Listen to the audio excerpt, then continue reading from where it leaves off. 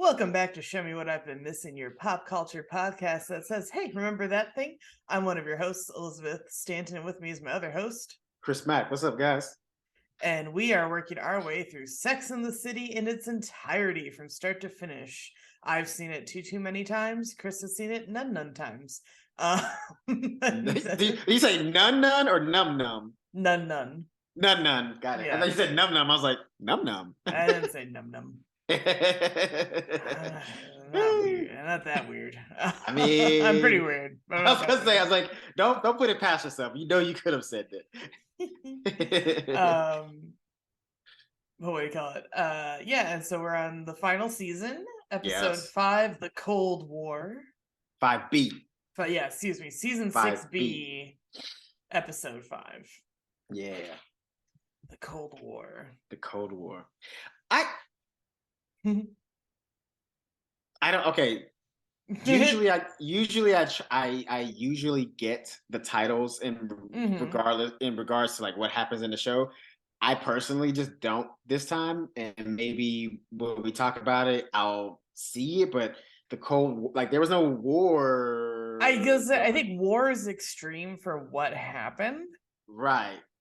Maybe the Cold Front. I could have gone with that. The Cold Front would have been way better as a title. Yeah, not the Cold War. I don't know. Because the Cold War implies they were in some sort of horrendous, lengthy standoff. Right, like they was stalemate. And I didn't see any of that. There was like no standoff. I mean, I guess if you want to, maybe between Alexander and Carrie. Yeah, I think it's supposed to be Alexander and Carrie's like sort of disagreements about like what they share with each other in terms of like discussion. But actually a better title would be the Iron Curtain, because when during the actual Cold War, the Soviet Union was behind what was called the Iron Curtain, and so like not a lot of information got out. That would have been a better title.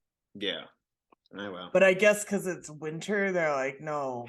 Make it a winter pun. That's also the cold part I got, because it was like, winter time. He's a little icy, right, that kind of shit. But the Cold War would imply that there was like both sides were kind of icy at each other, and I just didn't get that. That one of them moved their missiles to Cuba and really fucked things up. Yeah, I know. Yeah, none of that shit. None of that happened. By the way, if you know anything about the Cold War, put in the comments. By the way, while you're doing that, like and subscribe, because you're already here. You've been here long enough to do that. So go ahead, hit that little thing. You make sure you turn on notifications so you can get it when the videos drop, and that will help out with the algorithm. Thank you so much. We love you guys. Hell yeah.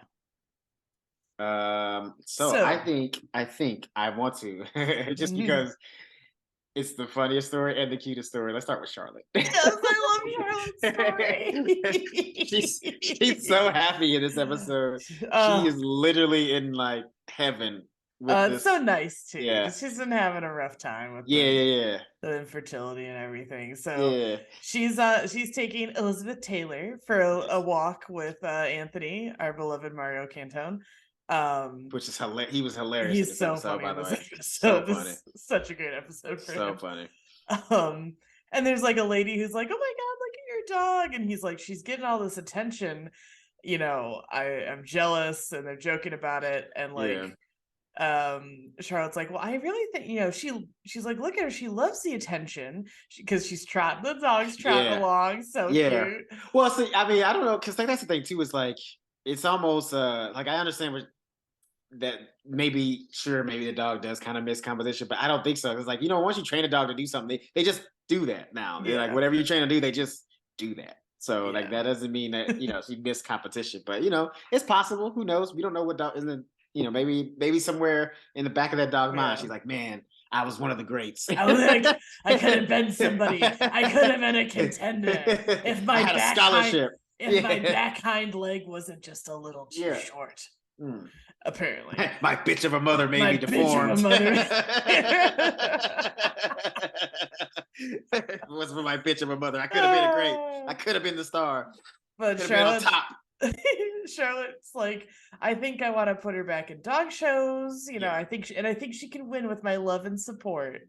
To be honest, though, I think that's true. That's because like dogs are not like, they need encouragement, and also too like the previous owner wasn't very like she didn't even like the wasn't nice dog. to her at all. Yeah, she didn't even like the dog. I mean, like, and I think even if the dog was winning, she wouldn't even like the dog. You know what I mean?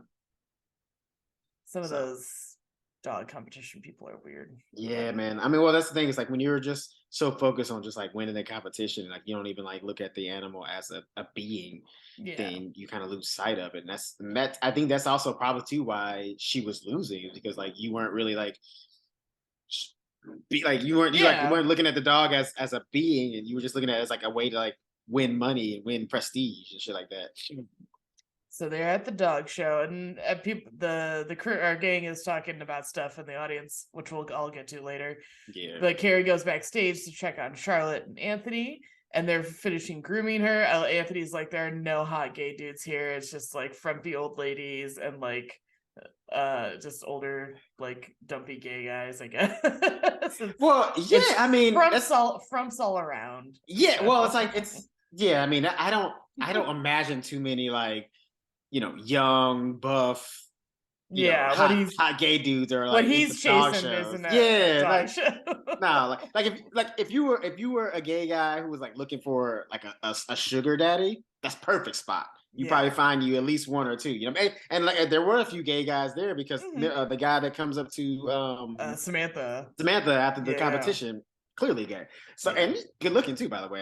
That was a really good like a distraction. They played this episode a lot on basic cable, and I didn't remember that little scene, so I was very caught off guard. I was like, who's this? Yeah, he's very good looking. Look at this silver fox, especially too for like him to play such a tertiary role, just like a little small role. Really it's hot like dude. Yeah, probably like that's like getting like that's like if they just came.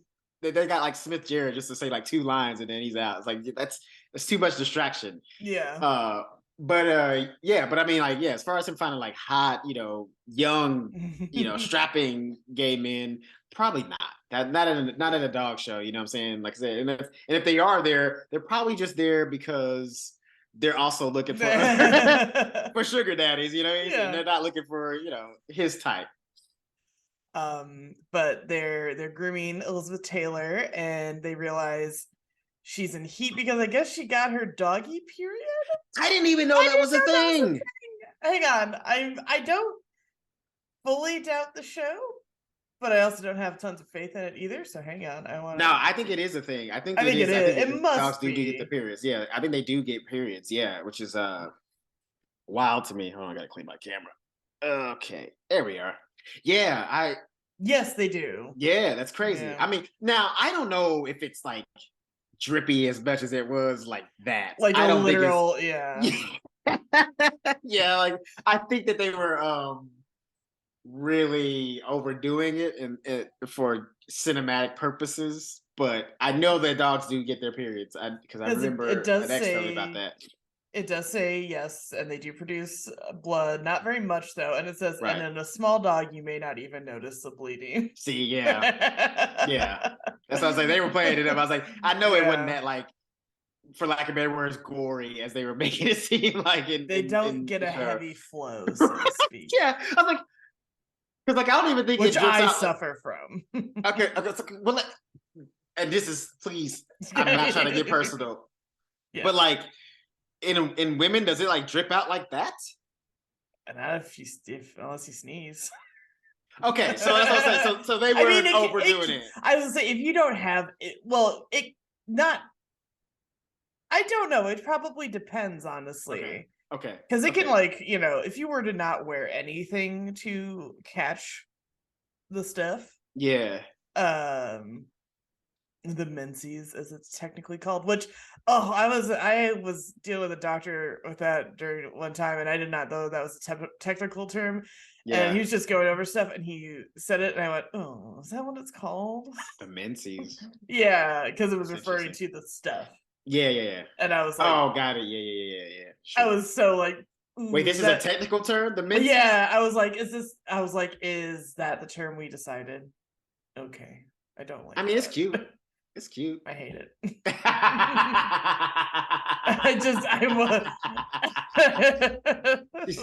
want to get rid of it. I was like, Like I was I was having a concern. I was actually during cancer treatment. I was having a concern about it, and everything turned out fine. But I just was like, "Ooh, that bums me out almost more than my whole situation." Anyway, but yes, everybody's flow is different, so it could. Okay, I don't know because it just seemed like I said obviously with the dog they were overdoing it. It's just like so it was just so drippy. Yeah. I was like, is it that bad? Because like I would imagine that would just be frustrating. Like as a dog owner, like your dog's walking around and he dripping all over your carpet and shit. But clearly, it's but Charlotte's determined to like still have her compete, and Carrie like walks in and on the situation, a bunch of dog puns. But then he's like, "What are you gonna do, Charlotte? Find her a teeny tiny tampon?" I for a second I thought like a little like pill-sized tampon was about to like come flying in and be like, "Hey, I got one." Like it would have been hilarious, by the way. That would have been also funny. Some like dog, like some like dog intern for the show that comes up like, "Oh, actually, we have doggy tampons. You can continue." But so they go through their dog puns, and then Charlotte walks Elizabeth Taylor. She's in the finals for the judging, and they're going over everything, and they want to see the dog's gait one last time, which is them walking. And when she picks her up, more blood comes out, and the judge notices. But Charlotte smiles. Charlotte is so cute and pretty in this episode, and she's so perfect preppy. Her hair is just blown out beautifully, and the judge is kind of like taken with her, and so he picks Elizabeth Taylor as the winner of the dog show, or at least that whatever group they're in. And then I love this glamour shot of Charlotte trotting around the ring, and it's like slow-mo, and her hair's flying, she's smiling. She does look like whatever you would want to advertise, you would like put her in it, because she's like, again, picture perfect, like slow-mo. It's so funny. Absolutely. And I wonder too, because like I mean, I imagine for dog shows, I'm assuming they usually have their pets fixed.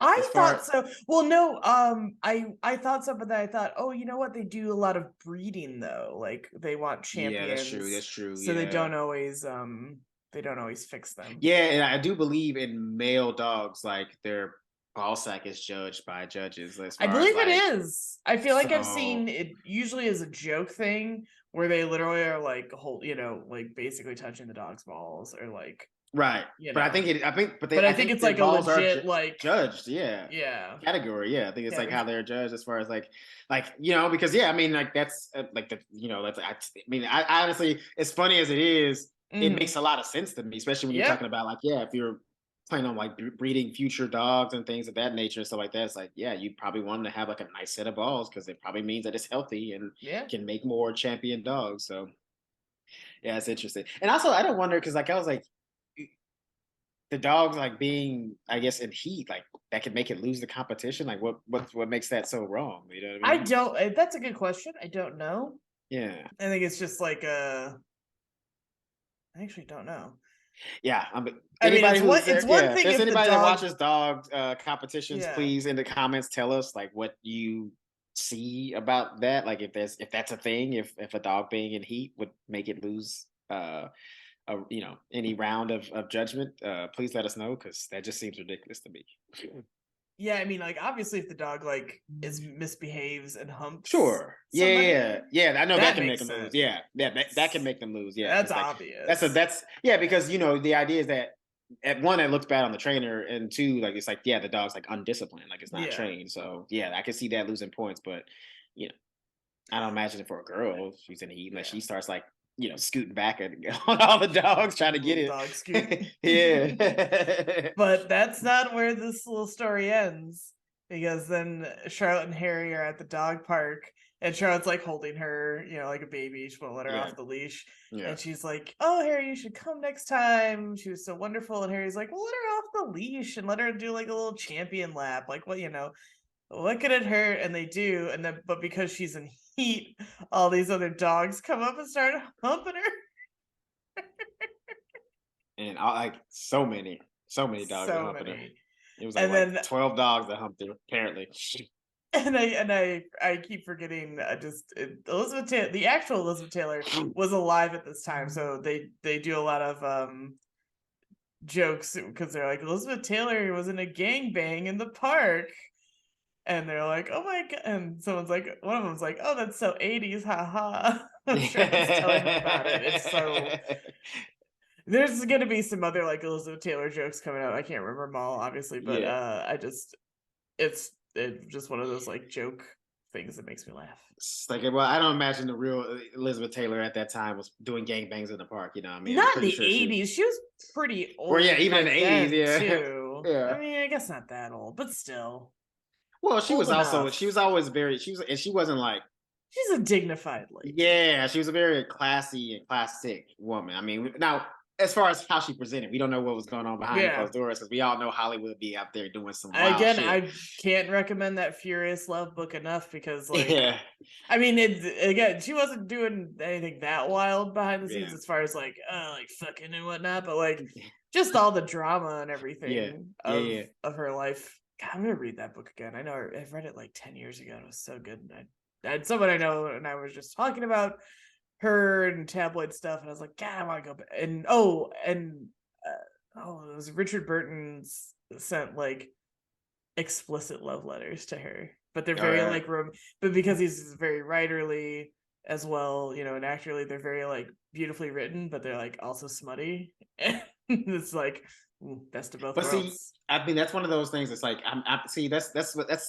this is why I like Alexander, right? Because like you can still be a little bit dirty, but you can still be classy. But it's so smooth. You know what I mean? Like you can still be dirty and classy at the same time. Like that's what's missing. Like if dudes knew how to text, like those letters were written, right, bro? Oh my God, gentlemen. Yeah. Add a little poetry to your dirty text. Like you know what I mean? You'll be all right. There's a reason that like all those like smutty like bodice ripper books are so popular because it's, you know, like, oh yes, it's the brooding lord, but he's also like, I want you, lady so and so, and it's all very romantic and florid, but it's like, and I must have you and whatnot. And you're like, oh hell yeah. I mean, if you must, I mean, who am I to say no? Why do you think everybody likes Outlander? I don't know. Those two are. Oh, that's the one where she time travels back to Scotland? You don't know what Outlander is? No. Oh my God. I'm not a 40-year-old housewife. What are you talking about? Not yet. Maybe give me a few more years. I gotta be right. No, Outlander is she's an English lady. It's like it's just post World War II, and she's on. Is this a show that's on right now? This is a show, and it's a book series too. The show's on Stars, but she's vacationing post World War II in Scotland with her husband, but she goes out to these kind of like mystical rocks, and there are actually quite a lot of these. So if you think there aren't a bunch of chicks who look like me slapping their hands on rocks in the British Isles right now trying to time travel, you're dead wrong. Everybody and their brother and sisters up there going, come on. Anyway, but she touches one, and then boom, somehow she's back in like 1740s Scotland. And she's trying to survive because she's like, what the fuck happened? I don't know. You know, she's obviously dressed modern, and is, you know, she has like a smallpox vaccine thing, so she's worried like, oh, that might make them think I'm a witch because it looks like a witch's mark, and that comes in later. Anyway, though that's all irrelevant because who should she meet in these these older times Scottish Highlands but Jamie Fraser, the beautiful redheaded hunky Scotsman who they marry after they sort of get to know each other, sort of to secure her safety, but then they like legit fall in love, and he's always like they're obsessed with each other like nonstop. And there's and then like tons and tons of stuff happens. Like I'm only on season 2. I didn't have Stars for a long time, and it took a long time for the series to get to Netflix. Oh, okay. That's why it sounded familiar. It is on Netflix. It is on Netflix. Okay, that's what I knew. The name sounded familiar, but I knew I hadn't checked it out. but I thought it was something different. So no, oh yeah, it's not. It's a cool concept. Yeah, I would probably check. I would at least watch an episode or two of it. Yeah, yeah, sure. it's a good premise, you know, Yeah. and it's all the romantic stuff is there, obviously, and a lot of like they don't shy away from sex, but they also don't shy away from violence and history because it's and I have to admit I'm not super familiar with this chunk of Scottish history, but for a time there was this they were called the Jacobites, and they were trying to restore King James to the throne of England over like basically Will and Harry's like family line that's still there now. And put a Catholic king back on the throne, I think was a big part of it. But there's going to be a big battle that just like basically Jamie's, you know, everybody he knows and like thousands of guys are going to die at, and they kind of want to stop it if they can. Although, I mean, I guess time travel tropes weren't super established, but I'm like, I don't want people to die, but like, can you mess with the timeline like that, Claire? That's her name, Claire. Yeah.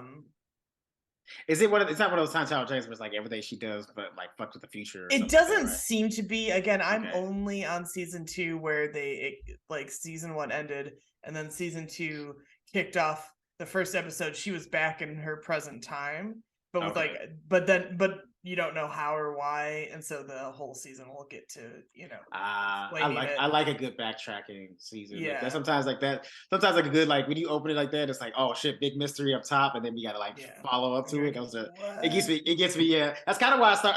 That's why I like stayed with that show, the Arrow, for so long on CW, because it was like they kept going. It was like mixtures of present day with like his backflashes, like his crazy past, and like every time it was like he was on an island and he was like part of a fucking crime syndicate. It's like, oh, it just got crazy. It was like, whoa, it's weird. But that was like the best part of the show was like his past. Like, every single the present was like, this is whack. Get out of here. But what keeps people coming back so much to the show is, of course, their relationship. And he's always like, my wife, and he calls her Sassenach, which is like Scottish for Outlander or like English woman or whatever. And so he's is she British? Yeah, she's British. Oh shit. Oh, I know, shit. right? That's not good at all. Yeah, that's not good at all. Damn, no wonder her life was in danger. And yeah, British in Scotland at that time? And even crazier, played by an Irish actress, which I find funny. Is that right? That's funny. Wow. I don't know. She was the mom in Belfast, if anybody saw Belfast. Did not see that one. Loved that movie. Interesting. She was with Jamie Dornan, who we all know and love from 50 Shades of Grey, and my aunt saw Belfast, and the first thing she said was hot parents, because the movie's more about like the little kid, but she's like, really hot parents. It's like, yeah, it was almost distracting. Very hot, very good looking people. Anywho, where were we? So that's basically the end of Charlotte's storyline. Yes. We were trying to be quick today for timing purposes, and then in my head I was like, no tangents, bro, no tangents, and I just spent like 10 minutes on Outlander. It's my fault. I got us there. I was talking about poetry and text and stuff like that. Yeah. So it's my, I took us there. It's fine. It's fine. All right. So who do you want to talk about next? Miranda doesn't really have a story, does she, in this episode? Yeah, but we can kind of cruise. So we can breeze through her. Yeah. Her, what's happening with her? So basically, they bought the house in Brooklyn, and she comes in complaining because she walked from the subway in her heels a bunch of blocks. Here's the thing. Stop. Let me stop right there. Let me stop it right there, because okay, she's like, it's like you walked around all of Manhattan with your fucking heels on, just like Carrie, and now all of a sudden you got to walk a few blocks from the subway. The subway, like, it's like, honestly, I've been to Brooklyn. Subways are very like, unless you live like, no, because it doesn't matter. Even if you live in the center of Brooklyn, like there's subway openings like all over that city. Most times when you walk in the subway, unless you like don't know where you're going, you're talking like 4 to 6 blocks of walking at maximum. 4 to 6 blocks of walking, depending on where you're located. So I don't know what she's complaining about because you ain't walked that far. You walk all over Manhattan all night, all hours of the night with Carrie, and now all of a sudden 4 blocks is too much for you. It's too much.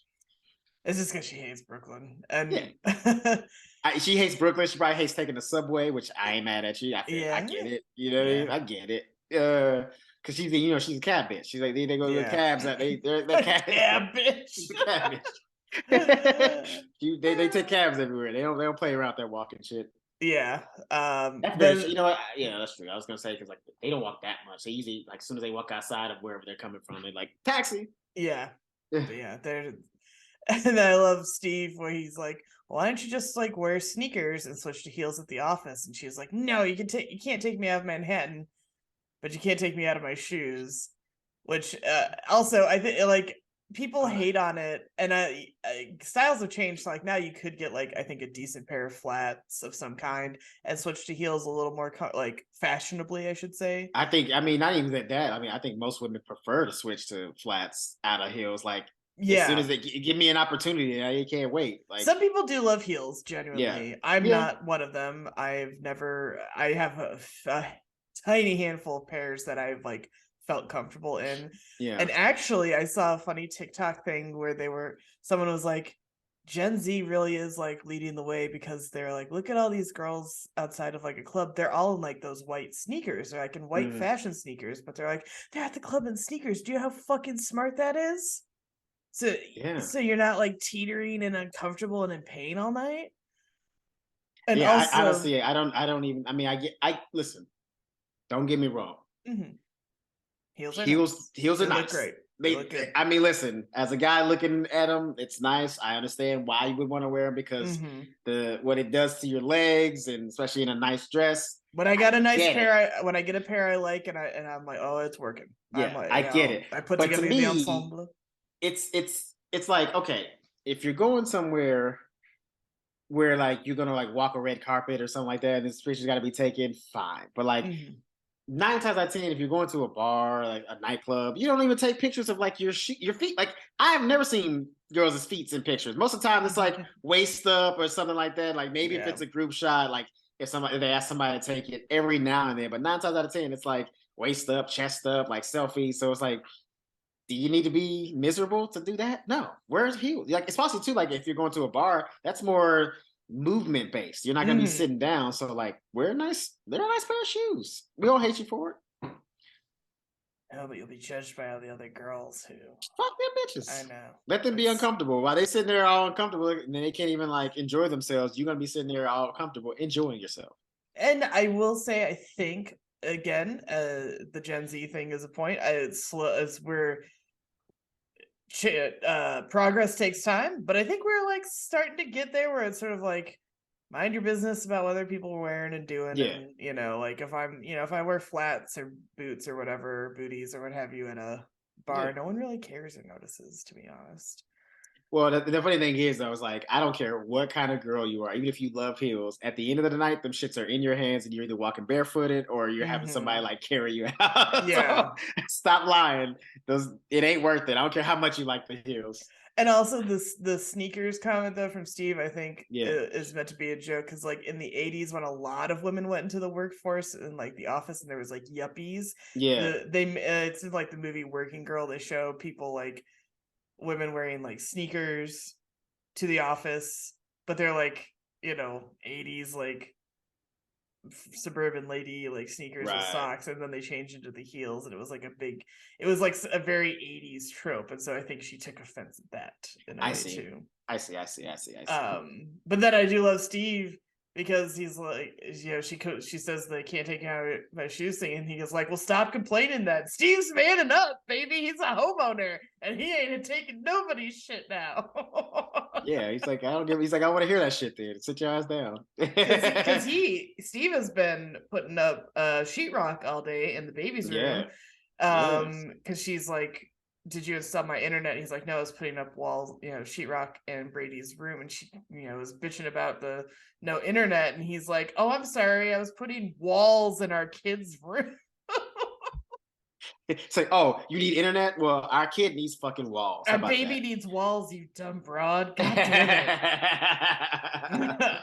I feel she's a little better this episode, but man, I'm like, I don't know how Steve to just be like, I'm fucking leaving you. You're so mean to me. But you know what though? Here's the thing though. It's like every time Steve steps up and acts like that, she's a little bit like bearable. She's way bearable. So it's like just keep doing that. Like maybe that's just like what she's like needs from him. It's just for him to be like for like a better word, like more a little more masculine. Just be like, look, I understand you need things, but I need things too. Shut up. Yeah. A little more communicative, I guess. But anyway, they finally got their mail, like the address got corrected, and she gets her tabloid magazine that she loves so much. So like the it's a fake. So funny. No, but I just find that so funny that a person like Miranda would be into tabloid. Oh yeah, it's a running gag. This whole episode. It's so funny that she loves those. Like a person like her, you would think that would look at that and be like, who would, you know what I mean? Like, she likes cheesy romance in fucking tabloid magazines. Like, it's crazy. My equivalent, because I do like work in like entertainment news, so I have not been involved in any tabloid. Like, I've never worked at a tabloid or whatever. Yeah. But I'm in entertainment news, so I don't need to even look at tabloids, basically. But you're right in it. My equivalent of that, I think, would be those like "Am I the Asshole" Reddit forums. I love those. I'm so addicted. It's so bad. I love those so much. They're so insane. And I love all the ones where it's like, my husband's great. He just never does anything and then yells at me all the time. Am I the asshole? And everyone's like, leave him. But there's also, conversely, there are like, my girlfriend's doing like literal crazy things, and everyone's like, dude, she's nuts. You should leave. a lot of breakup urging on there.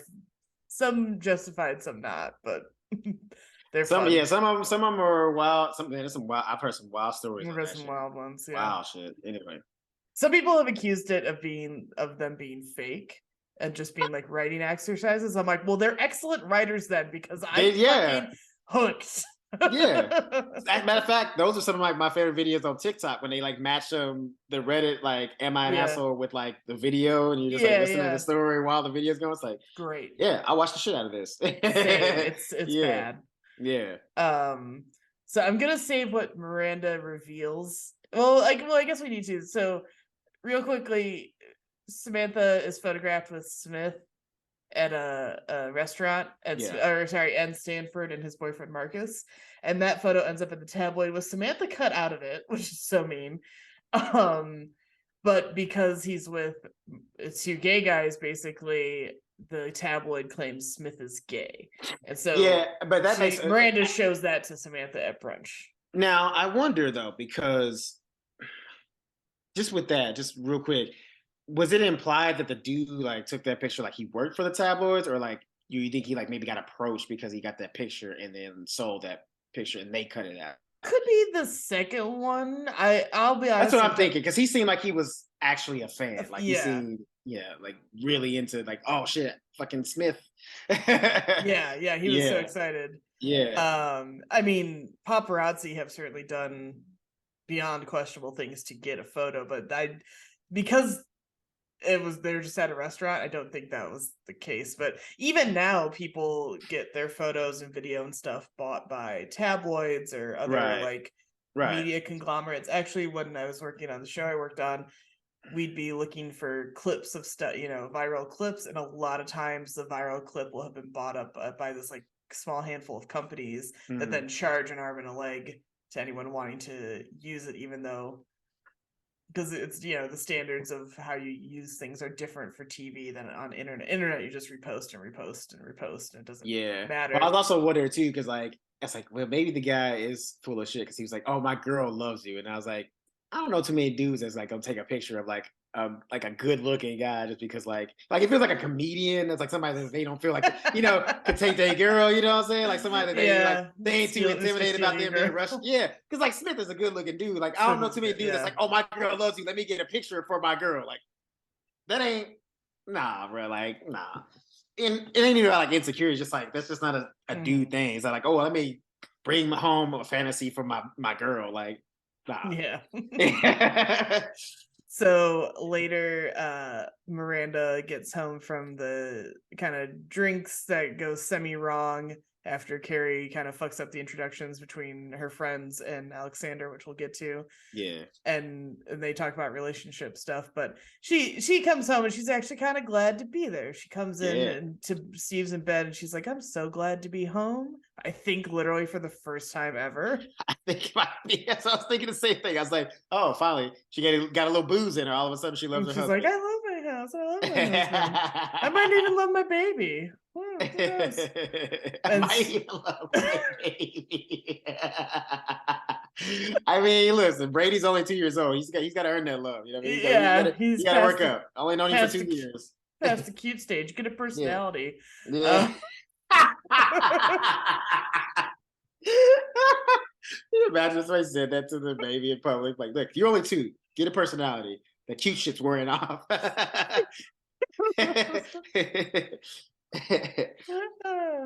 funny as hell.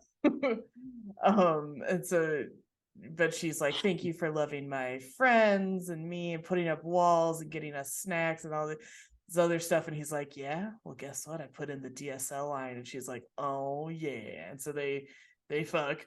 And then later she hops on the internet to her tabloid site and finds the sex tape Samantha made, which we'll get into in just a moment. And she watches it for way too long, I think. Oh, by the way, we forgot to mention that, like, when Carrie came to Brooklyn to visit them, and like he comes in with like desserts and stuff like that for them. I was like, hell yeah, my boy Steve is out here. Steve's stepping it up. He's stepping evolved. It up. Yeah. Now, see, now these episodes, like these little few and far betweens, I can understand why people think that like Steve is the best guy for her. Yes. If this is all you remember of Steve, I can understand why you think he's the best guy. But if you're not talking about like the beforehand, if you aren't Pepperidge Farm remembering when he, when they lived together for the first time, and he was like, let's have a baby because it'll be fun.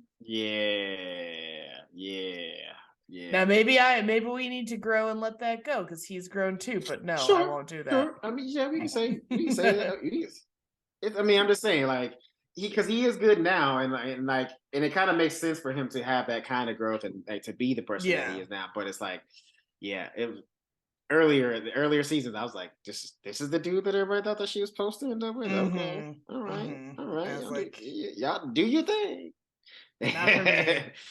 Yeah. But she watches the sex tape for, again, way too long and slams the laptop shut because it finally kind of kills her love of gossip for a while, they say. Okay, but be honest, though.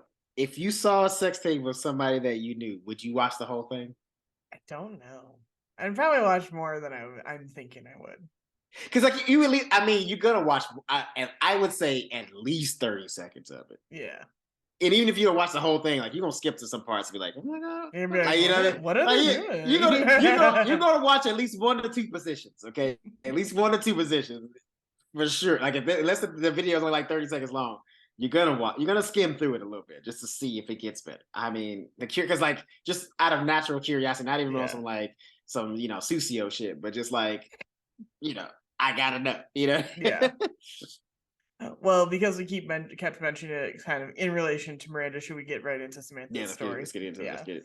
So Samantha, well, we don't even see her right away. We first see Stanford and his boyfriend Marcus at a restaurant, and they spot Smith, and they see a woman with dark hair from behind, and they approach, and then it's Samantha in a wig, and he's like, oh my god, and she's like, hey, you gotta have fun with the wigs, By the way, super hot as a brunette. I did not think he looked good. She looked super hot as a brunette. I was like, they fucked up making her a blonde in this show. Yeah. Did you ever see Big Trouble in Little China?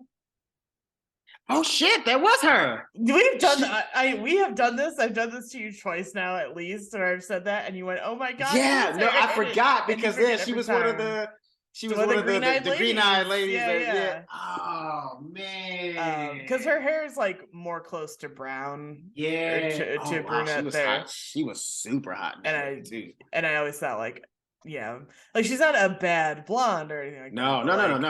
No. But brunette, that does something. Man, she was hot. She was super hot in that movie. I forgot about that. Wow. What a reference. Good job, man. It's one of my favorite like wackadoo movies. I love that shit so much. It's classic. I mean, it didn't make a lot in the theaters, but it became like a huge cult classic. And you know what? That's what it deserves to be. It's a very cult classic-ish movie for sure. And I love Kurt. Speaking of hot, I love Kurt Russell in it. And he's he's amazing. Old Jack Burton and all. Like I always say, Jack Burton here. Yeah, I love that he had his own like trucker radio show that he just created himself. No, him talking. No one who knows if anybody was actually listening, but he just created his own show. He's like, fuck it, I'm this guy now. Yeah, I love it. But they and Stanford Marcus join them at the table, and that's when the super fan guy we mentioned comes up and is like, "Oh my God, Smith, I love you. Let me take a photo." And he's like, "Yeah, as long as you just take it with my group, though." And he does. And then that's what ends up in the Tattletale or Tattler or whatever she calls it magazine. Yeah. And Samantha's like, "Oh, it's no big deal that they call him gay because he's, they list poor Stanford as unidentified older gay gentleman." Oh, that's like the disrespect. So brutal. Because they knew his boyfriend because he's like Marcus a Broadway guy, so they were just like, oh, Broadway actor, so and so. They're just like some random gay dude. Some random gay guy. Basically, they just say like random gay dude. Also, I like that he was like, "How do they know I was gay, sir? Did you not see your outfit?" They all look at look at him when he says that. He says that at the dog show when they're all together and they're all like he doesn't up front. Like usually when he's dressed or whatever, he doesn't look like looks like a guy. Like a stereotypical gay man, but like. That outfit, he was wearing like a fuchsia shirt with like the yellow tie and like pink, like fucking scarf. It's like, dude. There used to be an old like gay or European joke, and that was, Yeah, sure. Yeah, because Europeans tend to dress a little more fashionably than Americans. Yes, it's true. This is very true. But Samantha takes the tabloid in stride because she's like, "Hey, once the gay rumors start, that means you're really a star," which is like not wrong, not untrue, not wrong. Yeah, because that's the thing. It's like, especially if you're a dude in Hollywood, like the new guy on the scene, like once you like, it's kind of like you got to start with like getting the gay guys to love you, and then you get the women, and then you become Samantha a star. Did for Smith. That's the absolute hunk thing. Yeah, that's how she got him started. Yeah. So of course those are going to start soon enough. Yeah. If enough gay guys talk about you and how they want to like, whatever. It's like, and I feel like every male celebrity gets, like, oh well, they must be gay. They're too good. Oh, dude, Idris Elba's got it. DiCaprio got it at one point in his career. Who else? Bale got it. McConaughey still gets it to this day. Brad Pitt, so many rumors. They still think that he's gay. It's like, it's if you're a handsome guy in Hollywood, somebody's gonna think you're gay. I'm surprised there hasn't been like, Michael B. Jordan gay rumors, which I'm pretty sure they're right around the corner. Must be. I'm sure there's right around. If they don't come soon, it's gonna be right around the corner. I mean, honestly, I thought it was gonna happen like after he broke up with Lori Harvey. I was gonna say after Lori, gonna be like, oh, he broke up with her because he's gay. Is he really gay? Yeah. Oh well, and also too, everybody thinks that like everybody in Hollywood, especially like big names, are like secretly gay. Like they're like having like secret gay sex rituals and shit like that. Like, that's how that's how you get like that's how you get big. You have to do like some kind of gay sex ritual to get into the club of Hollywood. I mean, that could be true, but I don't think so. I don't think so. Oh, I was gonna say, what's his face? Jonathan Majors, who's in Ant-Man and stuff. He was just like on the cover of Ebony with like super fucking sexy photo shoot, but it's not like I guess it wasn't manly in some people's eyes, and I was like, okay, cool, idiot. He looks really hot. Enjoy. I mean, if he was gay, what are you gonna say? Enjoy being dumb. Yeah. Yeah.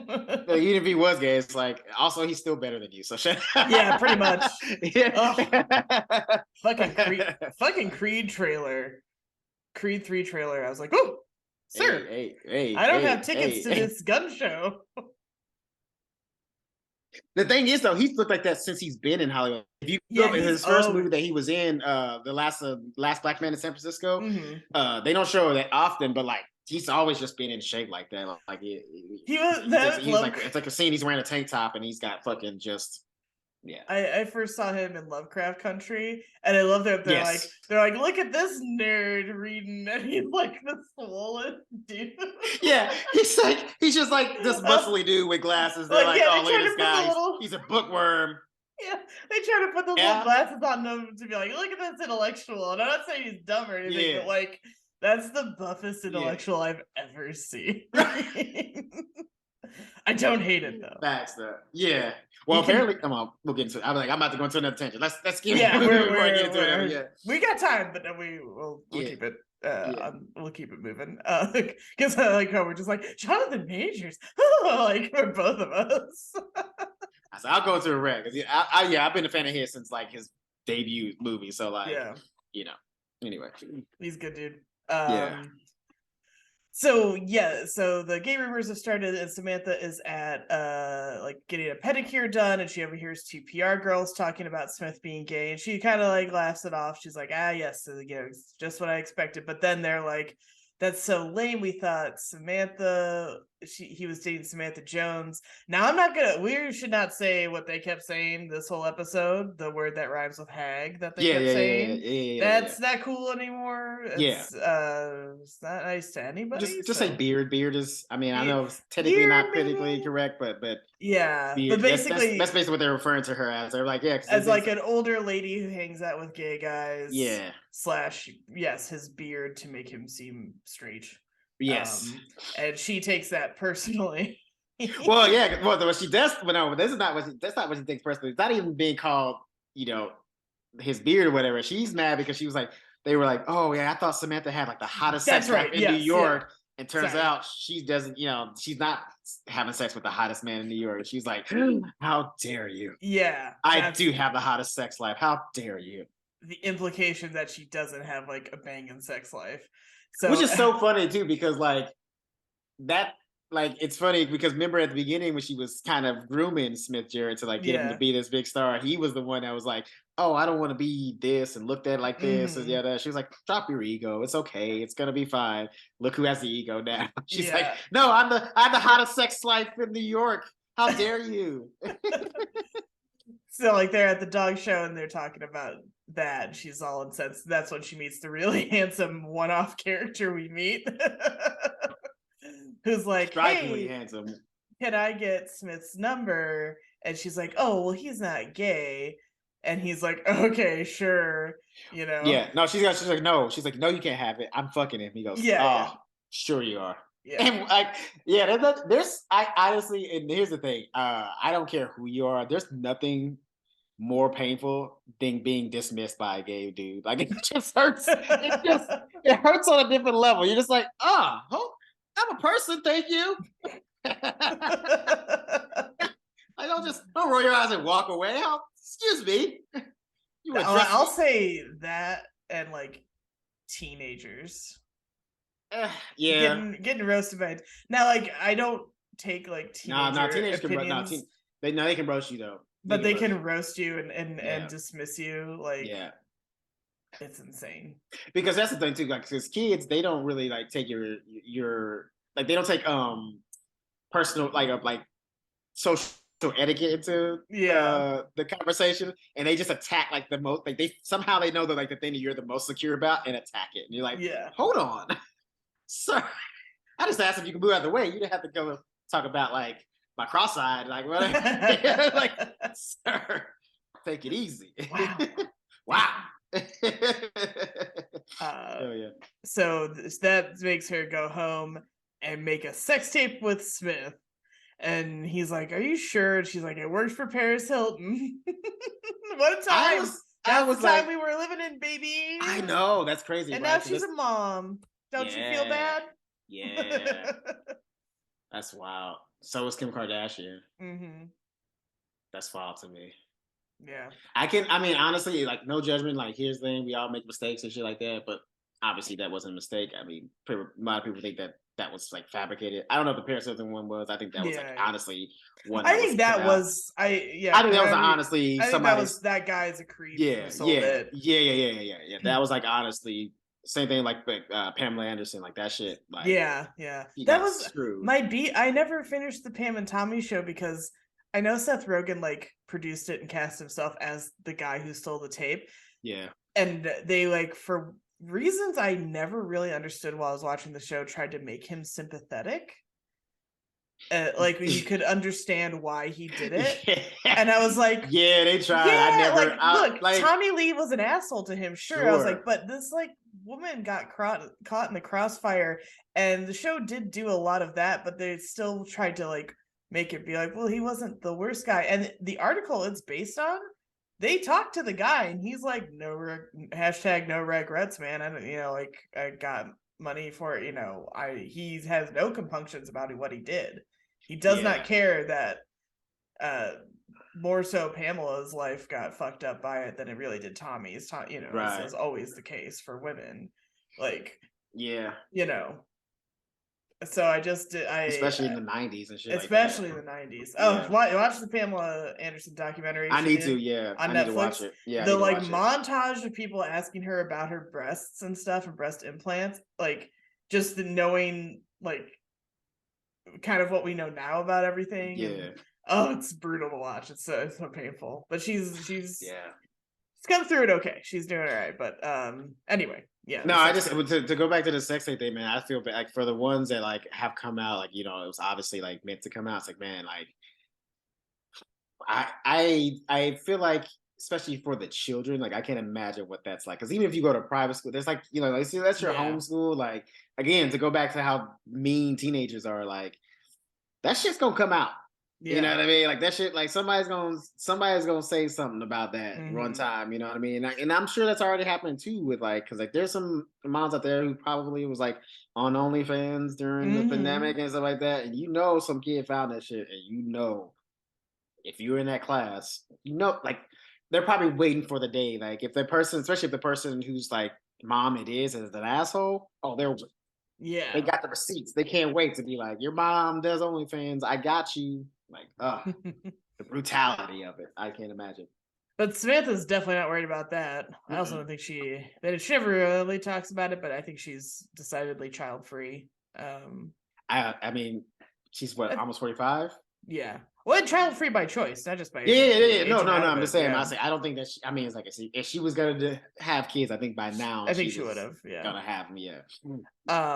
But they also they're doing it where doggy style, where they're both facing the camera, so like you can get a clear shot of their faces clearly. Obviously, you think she was gonna be to the side? No. No. They need to know that Samantha Jones is like fucking Smith Jerrod. Feeds him lines beforehand where she's like, you have to say, Samantha Jones, you're the best like fuck I've ever had. Yeah, you're the best piece of ass. I can fuck you all night, Samantha Jones. She has to say your name twice. Yeah, you have to say your name twice. Samantha Jones, you're the hottest piece of ass I've ever had. I can fuck you all night, Samantha Jones. That was the lines.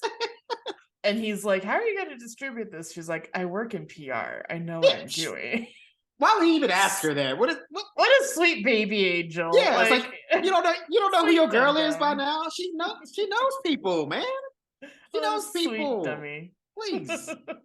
And sure enough, they film it, and the next day she gets it in the hands of some PR girls. Those two interns. Possibly the same two that she saw. Yeah. Yeah. And that's how it ends up on the website that Miranda's looking Dude, I was like, you don't know your girl, like she could probably have that tape be more famous than the fucking Paris Hilton tape. Yeah, and you just got started in the entertainment games. Like she literally made you a star. Sleep on the skills. Yeah, she literally made you a star, Smith. In like 3 months. Ever question her? Yeah, she made you a star in 3 months. Fuck you saying, bro? Yeah. God, if I had man, I would. If I could afford Samantha Jones, I'd have her right now. I'd be so famous. I know, right? What are you talking about? Although I don't know if I would want to be famous right now, because it seems like it's just not fun at all. It seems no.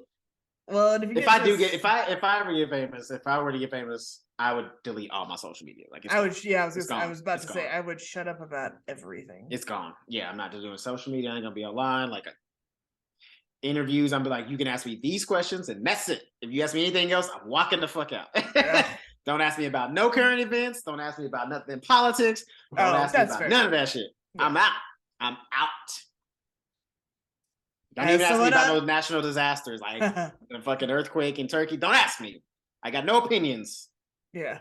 Leave me alone. Because all y'all gonna do is wait for me to say the wrong thing, and then all of a sudden I'm racist against Turkish people. No, fuck that. And it's that's open a can of worms, and we won't dwell on that. But I'll just say this.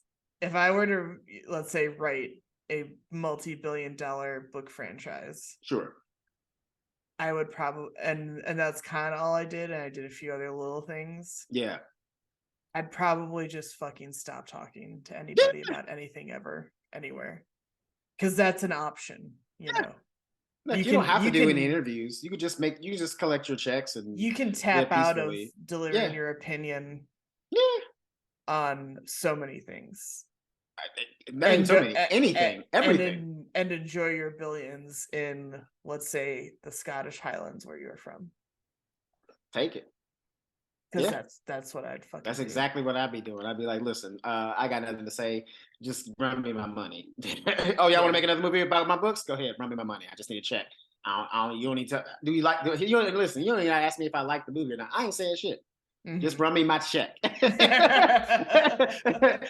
call the movies you want. Run me my check. That's gonna be the only thing I call. It'd be like fucking Marshawn Lynch. I'm just here so I don't get fired. Exactly. I'm just here so I don't get fired. That's all I'm doing. Just saying. And that and it doesn't even have to be a book franchise. It could be anything you create. I'm just saying. Just saying you could. I'm just here. Yeah. If it's some kind of contractual thing where I have to be in an interview, fine. But I'm just gonna be like Marshawn Lynch. I'm just here so I don't get fired. Run me my check. And to be clear, you can have your opinions. You can feel however you want to feel about stuff. But maybe up here. Yeah. Maybe feel it here in the heart. Corazón, cabeza. That's it. Leave it alone. Don't have to say it out loud. Said two people on a podcast. Yeah, we're talking about fictional characters. Like, this ain't hurt nobody's life. I don't think Samantha Jones is gonna like go down. Like, billionaires, so I can still say what I want. Right. Nobody. Yeah. I guess what if I became a billionaire? I wouldn't be like, oh, this prison of money where I can't say anything. Do you know what I'd be doing with my time? Literally so much other shit. Right. Just name it. Name a thing. That's what I'd be doing. I'd be doing? I'd be skydiving. Hosting endless movie nights for friends and family. Hell yeah. That's all I'd be fucking doing. At a movie theater, just because I can rent out the whole thing. Yeah. Rent out the whole thing. Just to be that guy. Anyway. Yeah. On to Alexander and Carrie. Yes. This is this is a very interesting. It started out a little rocky, I thought, because I was like, well, anyway, we'll get into it. Yeah.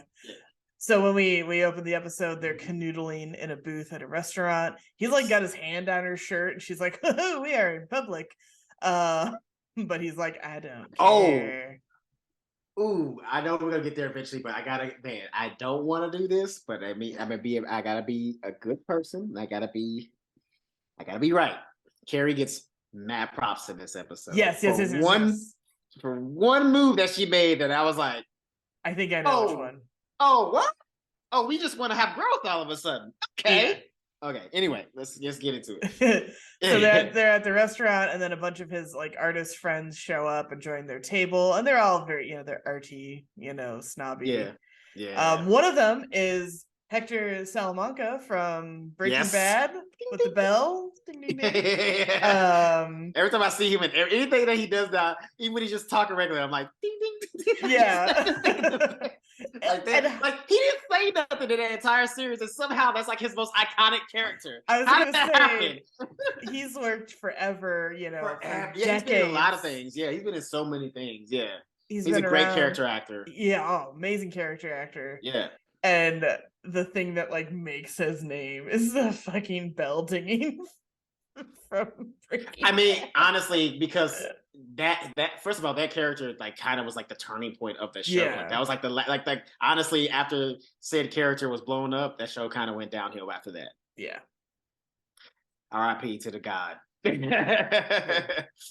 Gus Fring, baby. We R.I.P. to Gus Fring. That was one of the best villains of all time. It's like, even though he was a villain and he was bad and like selling drugs, it's like, oh, he's amazing. I love him. But like, I'd work for him. Fuck it. Like, I'd make him like, what's up? Like, because he was like professional. And he treated people well. Like he wasn't like just brutal. Like, you saw some of the other drug dealers and bosses. They were just like mean to be mean, and like he just like, look, you do your job. I'm gonna make sure you're taken care of, and we're good. We'll keep this relationship moving. It's Anything outside of that, then we'll handle it. Walt's ego, man. He thought I he was know, good hot bro. shit. I Idiot. know. I know. He fucked it Anyway, all up. He fucked it up for Jesse too, because I Jesse could live know. his whole life making meth for Gus Fring and been like, Happily make it. Like, easy, just making easy. meth in the Yeah, basement of a yeah, chicken store. yeah. Oh, laundromat. They moved Laundromat. up. Sorry, that's right. They moved up to the laundromat. Right. Yeah. Anyway, so they mentioned that Alexander has a art show coming up in Paris, and Carrie's pretty confused because she's like, clearly never been told that information till right then. Yeah, and his friend too, like, they were just like you would tell they were like picking on Carrie.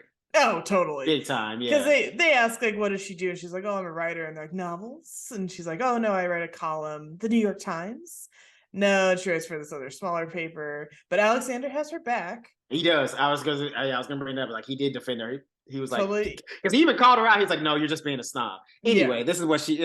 Yeah, he's like, he called her out. He's like, her column is very smart and funny. Yeah. And he calls the lady snide, and he reads a sample of it, and they politely chuckle because they're dicks. Yeah. They're just that like Archie, dude, and that's the thing. Sadly, there are people like this that truly exist in life, and they do nothing but turn their nose up at people because they think like, oh, they're not in this world, so they're like not sophisticated, or they're not smarter than them. It's like, that's your whole life. Which, and that the sad thing is, it's like, when you live your life like that, it has to be lonely because you're not making any friends, because there's no way you have real friends, because if you're all turning your nose up, you think that the person that you're next to, they might be on your side. Like, all those people at that table was on their side, on her side, in the sense of like to make fun of Carrie. But then when Carrie's not there, who else are they talking about? Each other, probably. Yeah. One of them leaves. Like they'll let's say they keep the table, like Alexander and Carrie leave, they're probably talking shit about Alexander when he leaves. They're like, and then if somebody else leaves, they probably talking about the person that leaves. It's like, yeah, dude, that's no way to live life. It seems fucking miserable. Yeah, well, some people live on that shit though. They're weird. Yes. But yeah, he has her back, which is nice. So later they're in bed and talking about the upcoming show. She kind of asks about it. He's like, oh, I don't want to talk about my work. And she's like, yeah, but I'm kind of curious because it's important to you. And he's like, he just wants to like flirt and kiss and stuff.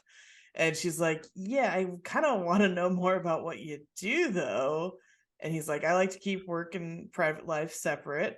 And he's like, an art talk is boring, which is not, if you're a layman like Carrie, then yeah, it can probably be a little boring, Sure, but I mean, but also this is sort of her point, and she, well, we'll get into it. So she says, okay, I've got to go, and he's like, oh, that's so New York of you. You have like a schedule for the day because you gotta go do stuff. I know, like, listen to this fucking, oh, I'm such a romantic artist. Oh, I have no plans for the day. I'm just so lofty. It's like, yeah, it's easy to say that when you make millions off your fucking, when you own the floor of the building. You clearly are, you clearly are successful in your life, but like the person that's, still living in a basement somewhere with some shitty oil paintings trying to like make a name for themselves, they probably have a schedule. Yeah. But he's like, stay here in bed where it's warm, because they keep bringing it, as you have hopefully noticed, it's the first time it's been winter in the show, like the entire time. Except for when she dated the politician. Right, then it was chilly out then. It was like, well, I don't even know if it was winter. Autumn, like autumn, yeah. They've done a few like autumny ones, autumnal episodes, I should say. But this is the first, like, these ones are the first full-blown like winter New York ones. So she blows off brunch with the girls, and she's like, oh, I'm at Alexander's, it's cold out, and I'm gonna stay here. And Miranda's annoyed. She's like, I came all the way from Brooklyn, you can come here. And Carrie's like, you would take any excuse to leave Brooklyn. Yeah. It's like, well, I gotta hang now. I'm on my way. Like, you would, it wouldn't matter. My doctor's in Manhattan. Gotta go. Yeah. Exactly. But I love Charlotte on the phone. She's telling her about the dog show, and Miranda goes to take the phone. She goes, Smith is gay. And then I love what the little passing the phone around was really cute. And she's like, Smith's gay? And then Samantha finally gets it. She's like, everything's fine. Smith is not gay. Enjoy your time at Alexander's. Yeah, dude. Like, you know what, too? This is wild because I think this is like one of the first times on the show they were all in relationships. Yeah, I think so. Because even like there's been times where like, Charlotte and Miranda and Carrie were in relationships, but Samantha was still like off doing her single thing and we got it, but like they're all in relationships now. Yeah. It's like that's this little like the phone passing back and forth. I was like, oh shit, they're actually all in relationships right now. Oh, nice. Yeah. It's nice. Yeah. All in good relationships too. Yeah, good ones. Yeah. Which is even more surprising. Way nicer. Most times like somebody's in a relationship, but it ain't great. But like they're all in good relationships. So Carrie stays at his place for like the next 4 days, and she finally gets home. And her apartment's like overheating. Let me stop you right there. Yeah. Have you ever had a person stay at your place for 4 days? Like even somebody you was in a relationship with for 4 days? No. I mean, I've like had guests, but not like romantic guests. You know what I'm asking? I'm asking about romantic ones. How dare you? No, I haven't. Okay, now let me ask you this then. Is 4 days a lot? Because that's it. To me, it's like if we're not living together, why are you in my place this long? Well, it's a lot to me because like I'm very much a person who like when I want to go, I'm like I want to go and go back to my space. Yeah. But if I was like my space, what up, Tom? Miss you, bruh. Miss you, bruh. And I'm not uncomfortable in other people's spaces or anything like that, but like I would feel like I'm intruding. And like even with family that have been like, no, you can stay here, stay as long as you want. I'm like, no, I can't. Yeah. I feel even with family and stuff like that. Like even when I was home last, I was home for like 5 days and I was like, I was talking to my parents, I was like, y'all need me to get a hotel? And they're like, hotel? Yeah. This used to be your house. I was like, used to be though. Yeah. But it used to be. And you guys weird. Alone now, you know what I mean? Like you have your own space now. Finally all the children are gone. You sure you want me to be up in here? Well, it was weird for Christmas. I was at my brother's and I was on the couch in like their downstairs like living room with the fireplace and the Christmas tree. So like I definitely heard my niece and nephew like way early in the morning being like, it's Christmas. And patiently waiting. Not so patiently waiting. Yeah, it is. Like, but yeah. Have you stayed somewhere at a lady friend's house too long? I mean, I think the longest I've ever stayed at someone's house was like 2 days. And even then, and they wanted me to stay longer, but I was like, I gotta, because like I'm the kind of person too. It's like 2, maybe 3 days, and it's like then I not even like I just need to be in my own space. Yeah, for like a day to decompress. Like I can like if like okay, let's say if like we both had a week off, like I could stay in the place for like 2 days, then I would need like a day to like be in my own space, and then I can come back the next day. Like so, that 4th day, and then maybe the 5th day, and then the cycle again. Maybe I think the max I could stay is 3 days. I don't know if I could do 4. 4, I would start to feel like I'm like you said. I would just feel like I'm invading their space. Like they can't get into a routine or something like that. And then I can't get in my routine. So I'm like, like maybe I brought stuff over, but like to me, I'm like my supplies are dwindling. We must get back to the fort where my things are. Yeah, like even my last ex, like I would sometimes I would be there on the weekends, and sometimes I would stay till like a Monday. But then I'd leave like that Tuesday morning or something like that, or that or like I think I stayed one day till like Tuesday till during the day, but then I left that night. You know what I mean? So it's like I can do it, but just 4 just seems, man, it's a little too long. They kind of imply that though too, because like she's about to miss her deadline for work, so she finally gets back to her apartment. Yeah, it's like I said, it's overheating from like pipes or something or radiator. Yeah. But when she gets there, she's got some voicemails. Yeah. Chris, who are the voicemails from? From the infamous motherfucker.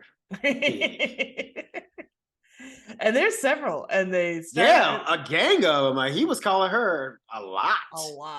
He Like, it was like 6 messages he left her. It started off kind of normal where he was Yeah. like just thinking about you, and then he's like, hey, where are you? Hey, I think I got your cell phone wrong. And it just get more and more. And then, but what does Carrie do, Chris? What does she do? Man, I I don't know how she. I mean, I just never saw this coming. She surprised me. She deleted them. Mm-hmm. I was that when she deleted, I said, "Who the fuck is this character? Who's this? Did my HBO switch over to a different show? Yeah, I was like, "This is this just like that? Did we just advance into the future? What happened? What's going on?" Because I mean, throughout her, but you know what though, it kind of goes to show you because. Mm-hmm. The Russian, he's a different type of dude. Like, he demands that respect. Like, she would never disrespect him by fucking talking to big. You know what I'm saying? Yeah. Like, he would never allow that. And Aiden did. And that's where he fucked up. Because, when she came to him with that deal that was like, oh, he's my best friend, I have to keep him in my life, and you're just gonna have to be okay with that. He should have just walked away. He should have been like, well, you know what? You keep him, I'm gonna be gone. Because if you need the guy that you fucking cheated on me with to be in your life, then go fuck yourself. But he stayed for whatever fucking crazy reason, and she knew she could just like disrespect him after that. But Alexander, if he had heard that she was talking to Big, he'd be like, well, we're done dating. It was nice. It was nice knowing you. This was a fun time, but we don't need to see each other. You are my lover, not his, right? Right. Yeah. He would give her a chance to be like, hey, it won't happen again. But like, if she was like, no, he's my best friend, I have to talk to him, be like, well, then you have to go. Yeah.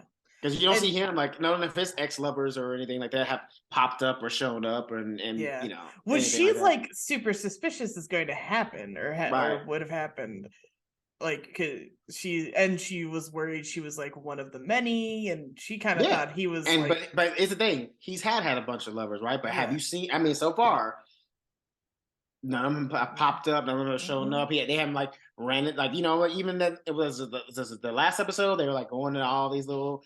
Small town, all around town, Chinatown, Thai town, also that, and none of these ladies have popped up. So he's keeping his shit clean. So there's no way he was gonna be. I'm saying if she came to him being like, oh, he's my friend and he has to be my friend and you're gonna have to deal with it, he'd be like, then you have to go. Enjoy your friendship then. Yeah, enjoy your friendship. Yeah, let me know when you're ready for a lover.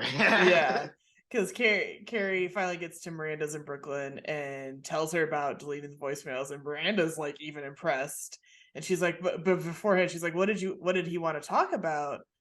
And she's like, I don't know, and for like the first time, I don't care. And she's like, after that last trip, she realizes what's the point, and that last trip is when he had the heart surgery thing. And basically when he was at his weakest, he needed her, wanted her. And then the second he was feeling better the next morning, he's like, to fit the theme of the episode, ice cold to her.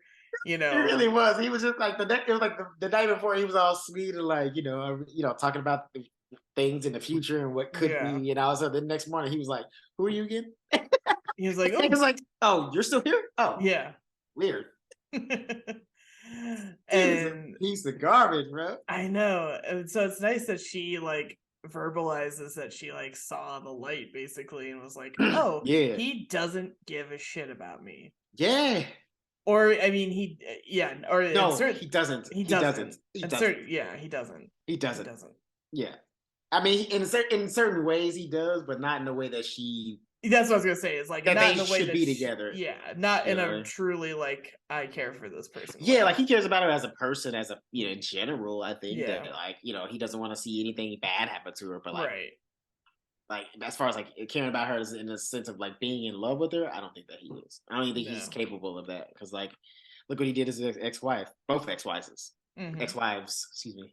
Wives? Wives. Yeah, that's the new plural. Wives.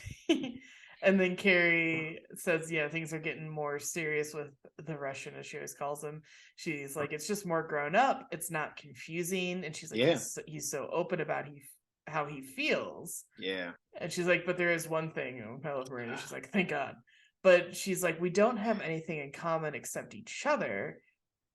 And like he doesn't talk to me about his work. And Miranda's like, well, I don't really do that with Steve. you know, not every, and she's like, every couple and everybody's different with like, you know, how they do stuff. And Carrie's sort of like, well, I sort of envision sharing what you're passionate about with like the person you're with. And Miranda's like, you want passion on top of passion, basically. Yeah, I mean, honestly, dude, Miranda is, even though Romanda,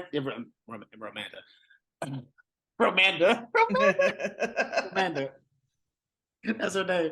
Even though Miranda's like not the most romantic person, and she's like very practical, but like, yeah, like this dude is like, he's like showing you, like he's like building like a whole new world for you that you ain't ever experienced before. It's like, what fucking else do you want? Yeah.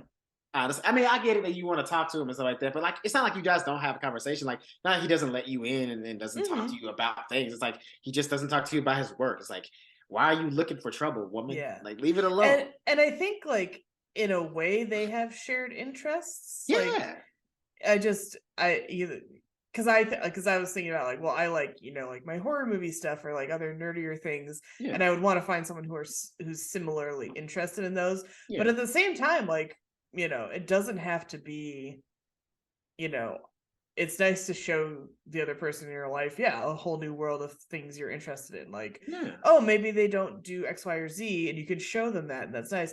Now, if they don't love it, you don't have to be, it's not personal, it's just they're not into the activity or the movie or whatever it is. Well, it's also too, like, at least he's not one of those like, I don't want to say boring, but just like one of those people that's like so caught up in like what he does, like that's all he wants to talk about. That it's his whole personality. Yeah, like that. Like, oh, art this and art that, and like, oh, the art of this, and oh, look at how this, you know, plate is set up. It's so artistic, like, you know what I mean, like that kind of shit. I feel like for the friends, or really he calls them colleagues, which is probably more accurate. That's their shit. That's their shit. Yeah, for sure. Yeah, and look how fucking boring they were. Like, they were at the table for 30 seconds and they both want to be like, can we get the fuck out of here? Can we get the fuck out of here, please? Yeah.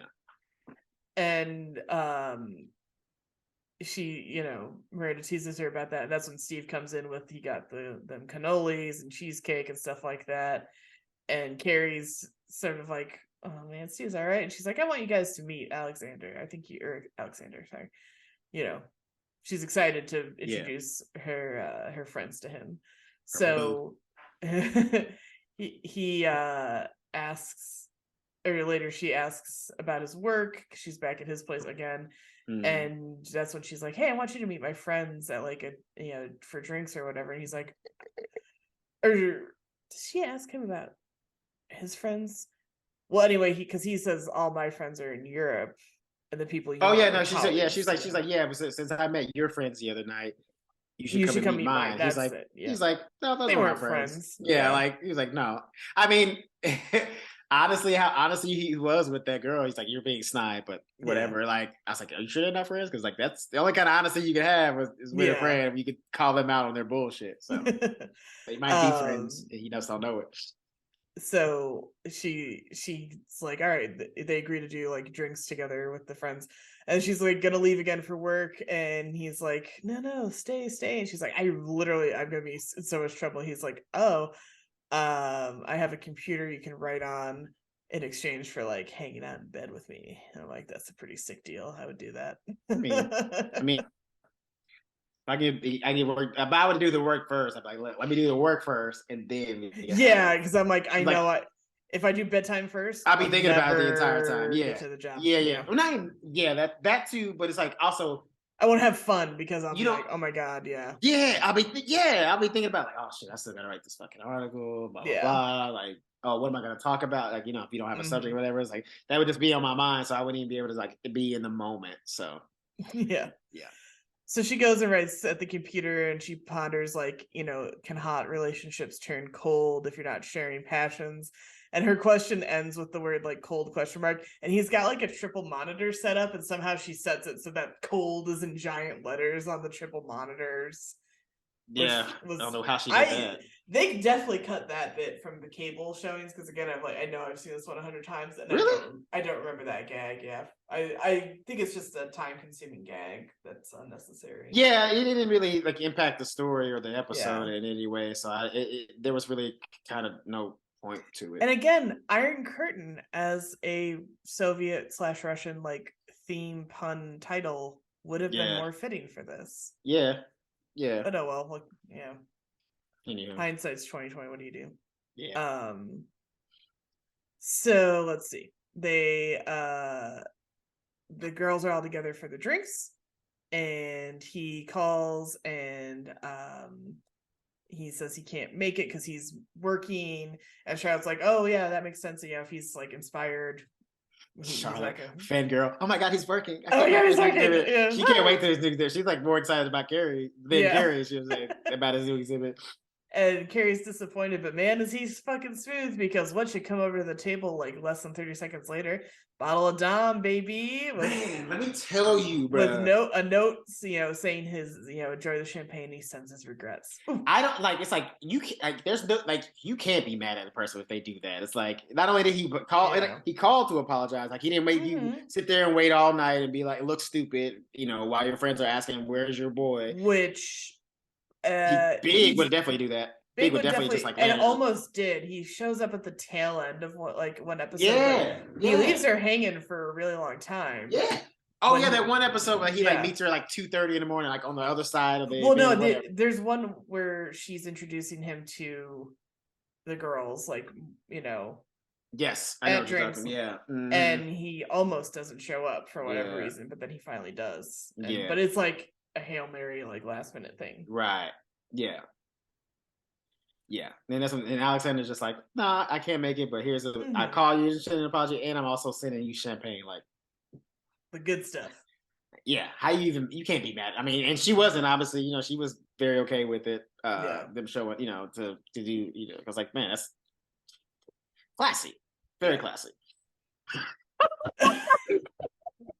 It's a noise outside my door. Just talking to cat head.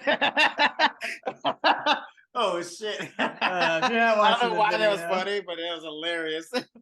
I'll have to watch it back because it was funny from this angle, but I can't imagine it. You gotta see it from my angle. From my angle, just like a little meerkat. Oh, buddy. Man. It's something about like somebody sliding into frame or sliding out of frame. It's just inherently funny. So I don't know why. Yeah, I'm the biggest sucker for those kind of jokes. That gag is forever funny. Forever funny. Anyway. So Carrie gets the brilliant idea, though, that they should finish the drinks they have, drink the champagne, give him a little time, and then go visit him. And she's like, and he's always telling me to be more spontaneous anyway. And they're all kind of like, okay. Yeah, like they're all a little uncertain. Yeah, like you said he was working. That's why he didn't show up. Yeah. Maybe you should like respect that and leave it the fuck alone. Which I think they set it up this way to speak to like almost sort of justifying her doubts about their connection, because she doesn't, because she like Charlotte understands, oh, he's working, that means he shouldn't be interrupted, yeah, but Carrie doesn't understand that because he won't talk to her about work. But I think Carrie, I think if you're dating an artist and they tell you they're call them, they're like, I'm kind of in the zone or doing whatever. Well, I mean, the day of, remember, whenever he agreed to meet her friends, he had just come in from his he was working all night. Yeah. From the studio. Yeah, he was working all night. So it's like, she's aware of it, she was like, because she was saying, she's like, oh, all night again. So like the fact that she says it again means that this has happened more than one time. So it's like, if you know that that's your guy's like thing, it's like maybe you kind of understand, like, even if you don't understand like what his art or his passion is, like you understand that he's willing to work all night on it. Yeah. And maybe it's nighttime right now. So maybe you let him put two and two together. Yeah. But they do it. They get there and they're giggling and loud because they're super drunk. And she knocks on the studio door and he's like, he's a little. I don't think he was mean. I think no. He was just brusque. He was just like really brief. He was like, hi, hello, I really can't talk, I'm still working, enjoy the apartment, I've got to go, and then close the door. Because he wasn't like, he was a little bit annoyed, but he wasn't like, get the fuck out, get out of here, what are you doing here? Like, he wasn't like angry, he was just like, because he even said, he was like, sorry, I can't talk right now, but feel free to go into the apartment, drink some more booze, have continue your night. Like, who gives a fuck? You know, we'll talk another time. Yeah. And she's a little embarrassed, and they kind of all awkwardly one by one are like, well, let's call it a night anyway. We forgot to mention Samantha's wearing like a Foxy Brown afro wig in this set of scenes. I don't hate it, but I don't love it. It's simultaneously like kind of fun, but like definitely wrong. A little bit offensive because she was like doing like the whole, like snapping and being the Foxy Brown like S thing. It was like, I get that you're being, I know she's being played, and that's what I'm saying. Like, it's not offensive because I know she was being playful with it. And she's just experimenting with wigs and just having fun and like making fun of her situation because she's losing her hair at the moment. So I was like, I'm cool with it, but it's like somebody else could look at this and be like, ooh, it's a misstep. It's a misstep. It's a borderline. It's a borderline. It's a borderline, but I'm gonna let her rock because I like Samantha as a character, so I let it rock. I'm cool. Yeah. But I did think about that. I was like, ooh, why they put her in an afro wig? Yeah. And like it's at least like at least put it like make the afro like blonde hair or like like red hair or something like that. Don't make it like black, like actual like black. It was definitely clearly intended to be a black woman hair.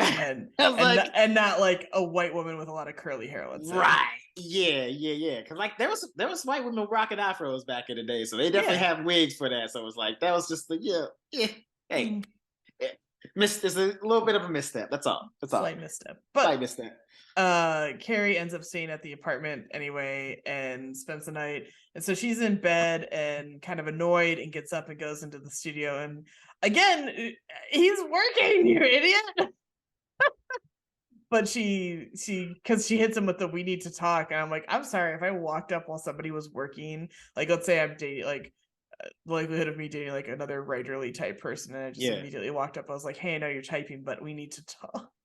And it wasn't like an emergency. Right. Like somebody's dying emergency. like, oh, my arm something that could wait till the morning. You're coming in to get coffee and taking a break kind of talk. Yeah. But she's like, hey, we need to talk about how you acted with my friends. And he's already looking sad though. And she's like, well, what's wrong?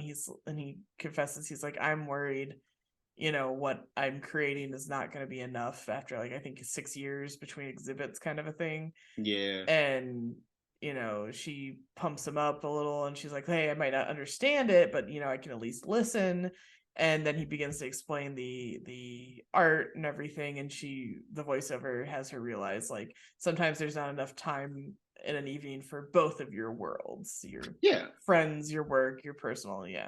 He's kind of in it right now. And I think and that's why like I gotta give, like I said, because she dropped her like it was great because as I said, I gotta give her props again because even in that moment, because she's had moments like that before with other men where she was like, but fuck it, it's whatever I'm feeling is the most important thing right now. Like fuck what you're going through. But she like dropped her shit immediately and was like, all right, open up, tell me what you need from me. And it was good. And in a way, I think she kind of realizes like, oh, this is where she understands what she should have understood earlier was that he was working. He was not trying to be rude. He doesn't dislike her friends for any reason. Right. He hasn't had a chance hasn't met them. And, stumbling in drunk is not a great first impression. Like, no. Because honestly, too, and like D personally is like, if I'm sober and a bunch of drunk people are around me, I'm automatically annoyed. Oh, yeah. So like, and I'm sure he probably is too. Like, I think most people, if you're sober and there's drunk people around being silly, being loud and shit like that, it's like, I wouldn't be excited about that either. And the fact that he was so calm about it, she's very lucky because he could have been like, get the fuck out of my place and go home. Right. He was very polite, very subdued. Yeah. Yeah. And that's the end of the episode then. Yeah. We trust it. And it's about the end of our episode. Yeah. So you can find us on Instagram at Show Me What Podcast, all lowercase, and that'll take you to our Twitter, our Facebook, and our YouTube, where you should be liking and subscribing if you haven't already. Yeah. You can find me on Twitter, Instagram, and TikTok at Elizabeth Movies. And Chris, where can they find you? You can find me on all social media at Christopher T. Mack. And we will see you. Before we go, candles. Yep. To thaw out your Cold War,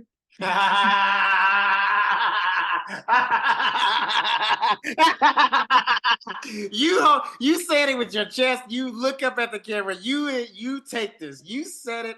You fucking own it. Don't you dare look down. You look right at the camera. Look dead at the camera. Are you experiencing a Cold War in your home? Why not enjoy some Arlo Australia candles? Although actually we're recording this during a winter storm where we received a blizzard warning for here in beautiful Southern California, Los Angeles County. I mean, it hailed in different parts of the area. I know that much. I don't know if it snowed exactly, but it definitely some hail dropped. might as well. So, but now's as good a time as any to get some Arlo Australia candles. Yes. Promo code Show Me Miss. Wow. They smell good. They light good. Enjoy yourself. Yeah. And we will see you next time. Yeah. Like and subscribe.